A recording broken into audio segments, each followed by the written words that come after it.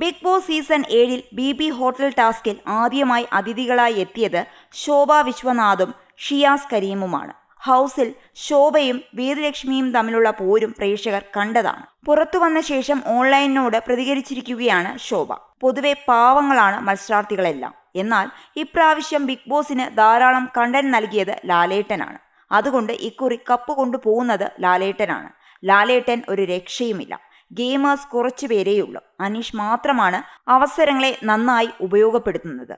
കിട്ടുന്ന അവസരങ്ങളെ നന്നായി ഉപയോഗപ്പെടുത്തുന്നയാളാണ് ഗെയിമർ. എന്റെ സീസണിലെ മത്സരാർത്ഥികൾ ടാസ്കിനെ ടാസ്കായി മാത്രം കാണുന്നവരായിരുന്നു. വീടിനകത്ത് വരുമ്പോൾ വീണ്ടും എല്ലാവരും പരസ്പരം സ്നേഹിക്കും. പക്ഷേ അനീഷിന്റെ നെഗറ്റീവ് എന്ന് പറയുന്നത് ടാസ്കിനെ വീടിനകത്തേക്ക് കൊണ്ടുവരുന്നത് എന്നതാണ്. അത് ചിലപ്പോൾ അദ്ദേഹം കളങ്കമില്ലാത്ത മനുഷ്യനായതുകൊണ്ടാകുമെന്നും ശോഭ പറയുന്നു. ഹൗസിൽ അനീഷിന് മുൻപിൽ കരഞ്ഞതിന്റെ കാരണവും ശോഭ വ്യക്തമാക്കുന്നു. താൻ മത്സരിച്ചിരുന്ന സീസണിൽ പുറത്തു പറയാതിരുന്ന മനസ്സിനെ അത്രയധികം വേദനിപ്പിച്ച ചില പഴയ ഓർമ്മകൾ വന്നതുകൊണ്ടാണ് കരഞ്ഞു പോയതെന്നാണ് ശോഭ അതിനു പറഞ്ഞ കാരണം. ഇക്കുറി മത്സരാർത്ഥികളെ ഒത്തിരി ഇഷ്ടപ്പെട്ടെന്നും പുറത്തിറങ്ങിയപ്പോൾ അവര് നമ്മുടെ ആരൊക്കെയോ ആയതുപോലെ തോന്നിയെന്നും താരം പറയുന്നു. ജെൻഡർ നോക്കിയുള്ള വേർതിരിവ് ഒരിക്കലും അംഗീകരിക്കാൻ കഴിയില്ല. നമ്മളെപ്പോലെ തന്നെയാണ് LGBTQ കമ്മ്യൂണിറ്റിയും. ഒരു വ്യക്തിത്വം നോക്കിയിട്ട് വേണം അയാളെ സ്നേഹിക്കാൻ, അല്ലാതെ അയാളുടെ ജെൻഡർ അറിഞ്ഞിട്ടല്ല.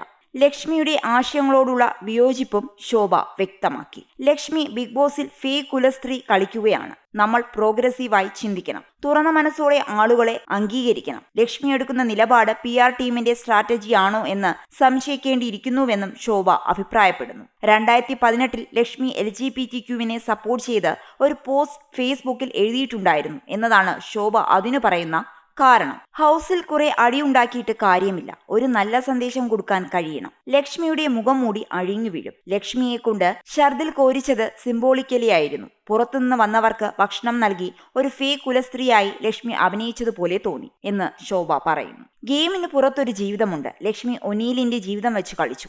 സാബുമോൻ ഒരു ശുദ്ധനായ മനുഷ്യനാണ്. ഈ സീസണിന്റെ പ്രത്യേകത ഇപ്പോഴും വിജയ് ആരാകുമെന്ന കാര്യം പ്രവചിക്കാൻ കഴിയില്ല. അനീഷ്, ആദില, നൂറ, അനുമോൾ, അക്ബർ, ഷാനവാസ് തുടങ്ങിയവർ അവസാനം വരെ കാണാൻ സാധ്യതയുണ്ടെന്നും ശോഭ കൂട്ടിച്ചേർക്കുന്നു.